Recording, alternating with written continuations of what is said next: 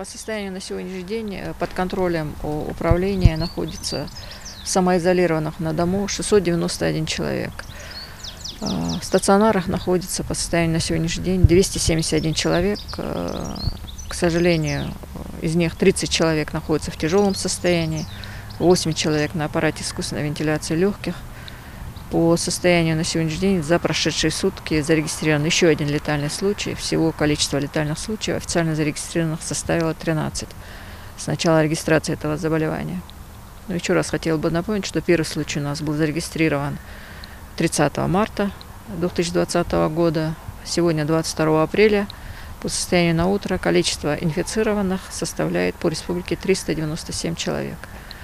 Но есть и позитивная динамика. У нас 50 человек с выздоровлением выписаны из стационара, либо сняты с учета из числа тех, которые находились на дому.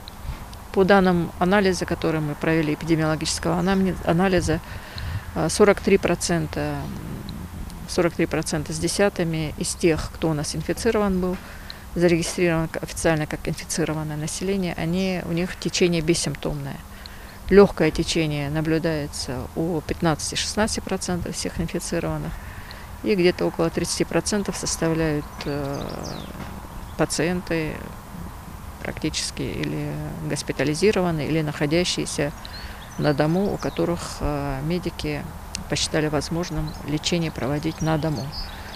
Вот такая статистика на сегодняшний день. Обстановка, конечно, сложная, но контролируемая. И еще раз хотела бы призвать всех жителей республики, учитывая вот это вот нарастание эпидемиологической ситуации. У нас пик заболевания наступил несколько раньше, чем в других регионах Северного Кавказа. Поэтому еще раз хотела бы призвать использовать все средства индивидуальной защиты, все эти рекомендованные мероприятия, о которых мы вам раньше говорили. Это и соблюдение социальной дистанции, это и личная гигиена, эпидемиологическая безопасность и общественная эпидемиологическая безопасность. Каждый из нас может предотвратить или минимизировать риск от этого заболевания для себя лично и для окружающих людей. И